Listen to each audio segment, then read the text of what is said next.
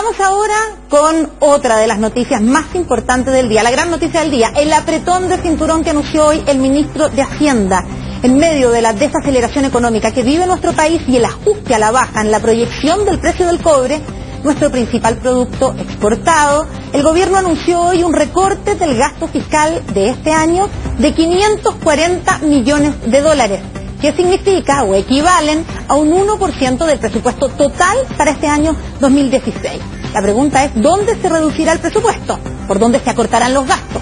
Bueno, según explicó esta mañana el ministro de Hacienda, el 71% será en gasto corriente. ¿Qué significa esto? Por ejemplo, reducciones de horas extras, honorarios, compras de vehículos, servicios como estudios, publicidad, entre otros. Y el 29% restante, es decir, poco más de 150 millones de dólares, provendrá de menor gasto de capital, o sea, menor inversión pública. ¿Por qué se decide hacer este recorte del gasto y qué implicaciones tiene para nuestro bolsillo, para nuestro quehacer diario? Se lo preguntamos al propio ministro de Hacienda, que se encuentra ahí en el estudio con Ramón Ulloa. Claro que sí. ¿Cómo está, ministro? Muy buenas noches. Bienvenido. Hola, buenas noches, Ramón. Lo escuchábamos y el ajuste va a hacerse en todos los ministerios, menos en el de salud, ministro. La pregunta es bien concreta. ¿Educación se va a tocar? ¿Se va a tener que restringir algún programa? ¿Se va a recortar en educación? Bueno, sí, todos los ministerios están aportando, algunos más, otros menos, pero educación también tiene gastos de distinto tipo que pueden irse sin afectar a la gente. Aquí la clave, lo que la presidenta nos instruyó el primer día, es que vamos a hacer un ajuste, pero cautelando que a la gente en su casa básicamente no lo sienta. Al gobierno le va a tocar más pesado, va a tener que gastar menos en algunas cosas, pero la idea es que el gasto social se cautela 100% y ojalá que nadie note esto desde el punto de vista de usuario de las cosas estatales. Pero, por ejemplo, la promesa de ampliar las instituciones más adelante que puedan tener gratuidad en educación superior, ¿eso entonces queda en entredicho? No, eso es primero para el próximo año, no es este año. El presupuesto de este año ya tiene la gratuidad para el 50% más vulnerable, una serie de instituciones.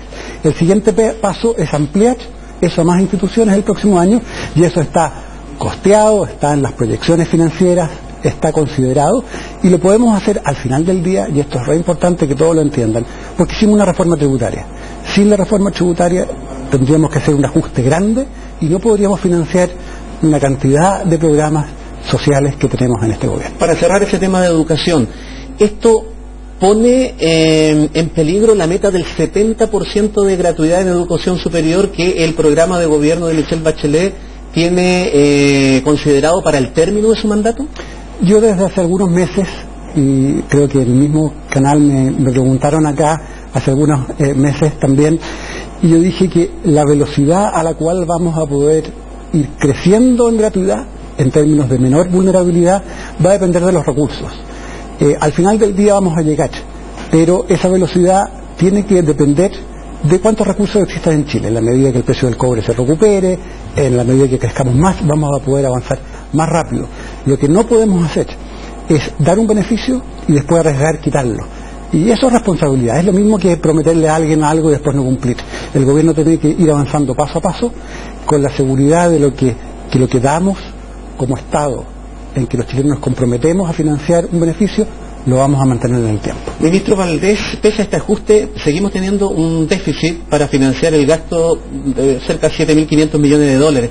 Es decir, ¿tendremos que endeudarnos entonces para poder hacer el juego matemático? Por supuesto, nos venimos endeudando afuera y en Chile ya por varios años. Este año también nos vamos a endeudar, el próximo año también y el subsiguiente también. Esto no es tan anormal. Normalmente los países tienen déficits fiscales pequeños, moderados. Nosotros tenemos una historia de déficit muy pequeños y algunos superávits, lo que nos hace tener poca deuda. Y gracias a esa poca deuda tenemos tasas de interés bajas. A Chile le prestan plata a tasas bajas. Y eso lo hace el gobierno, eso se transmite a toda la economía, y la gente cuando se compra una casa en Chile, gracias a esta rectitud fiscal, puede pagar menos. Ahora, eso hay que mantenerlo, y por lo tanto lo importante de este ajuste es que estamos empezando a trabajar hacia consolidar las finanzas públicas para mantener esta credibilidad que todo el mundo tiene en que Chile paga sus cuentas. En este mismo contexto aprovecho de preguntarle que, bueno, hoy conocimos la última cifra de desempleo, que en el trimestre móvil noviembre-enero fue de 5,8%. Los analistas creían que iba a ser superior, por lo tanto es una buena noticia. Pero la verdad es que la creación de nuevos puestos de trabajo ha caído y se compensa un poco también con los trabajos por cuenta propia, que no necesariamente pueden ser de mayor calidad o que tengan una seguridad social. No necesariamente todos, pero uno podría pensar. ¿No nos estamos engañando con la cifra de desempleo dado ese análisis, ministro? Yo creo que es bien sorpresivo para todos los analistas e incluso para mí como economista la robustez que ha tenido el mercado laboral dada la desaceleración. Pero es una buena noticia al final del día, es que tenemos un mercado laboral funcionando mejor de lo que esperábamos. No es un tema solo de esta encuesta, otras encuestas muestran lo mismo. Incluso las encuestas de percepción ciudadana ponen el tema del empleo bastante bajo en los problemas que tiene la gente. Seguridad, salud, educación están mucho más arriba y por lo tanto es una realidad. Chile ha navegado esta desaceleración con un mejor mercado del trabajo. Ha habido este tema de la calidad del empleo, siempre a uno le gustaría empleos que tienen seguridad social completa, que haya más asalariados, que se llama. Pero ser cuenta propia tampoco es tan malo, empezar a ser empresario, por ejemplo. Y hay mucho de la política social que hemos tenido, se basa en enseñarle a mucha gente a ser pequeños emprendedores. Y eso posiblemente es parte de lo que estamos viendo. Pero podríamos esperar que esa cifra de desempleo aumente en el transcurso del año. Se lo pregunto porque después se empiezan a ver los efectos de menos producción industrial, que lo estamos viendo en este instante, y un dato nada más, la minería ha bajado un 14,8% también en este último mismo periodo. Entonces, en algún instante eso provoca un efecto escala que debiera afectar al empleo. Yo espero que sigamos creando empleo. Tenemos una economía que está funcionando a dos velocidades.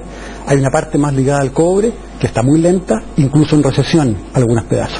Pero otros que están ligados a, por ejemplo, exportar otras cosas, la misma película, o por ejemplo lo que hizo el exportador de servicios arquitectónicos que ganó el Nobel. Bueno, son nuevas industrias que están creando. La agricultura está creciendo fuerte. Hay industrias en el sur que están creciendo fuerte. En la medida que logremos este traspaso de recursos de estas zonas más rezagadas a zonas más pujantes, el empleo debiese seguir subiendo. Ministro, ¿y la inflación? ¿Qué pasa con ello? Porque si bien no es solamente tarea del gobierno, de tarea del Banco Central, es verdad, tiene que ver eso, pero ¿cuándo se va a estabilizar en torno al 4%? Bueno, a 3. El objetivo del Banco Central, que nosotros respetamos crucialmente, es 3%. Yo esperaría que la inflación vaya bajando gradualmente en el tiempo.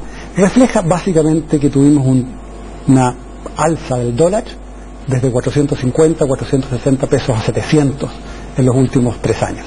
Y eso genera algo de inflación, es natural que pase. Lo importante es que esto no perdure mucho en el tiempo.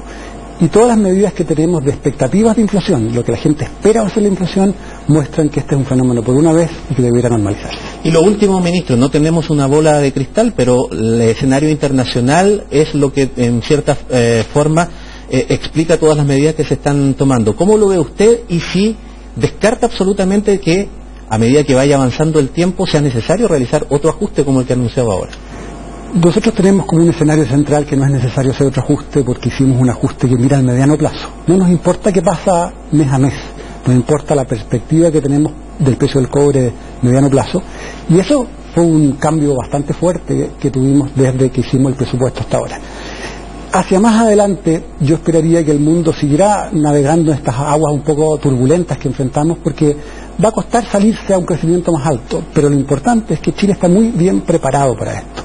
Si algo diferencia a Chile en esta oportunidad de otros ciclos es que tenemos pocas vulnerabilidades, y cuando uno tiene pocas vulnerabilidades no exacerba los problemas, y eso hace que podamos tener un crecimiento al final del día. Estamos creciendo a pesar de que gente, por ejemplo, países en nuestra región están en recesión. Ministro Rodrigo Valdés, gracias por estos minutos con nosotros aquí en Tele 13. No, muchas gracias a ustedes. Ministro,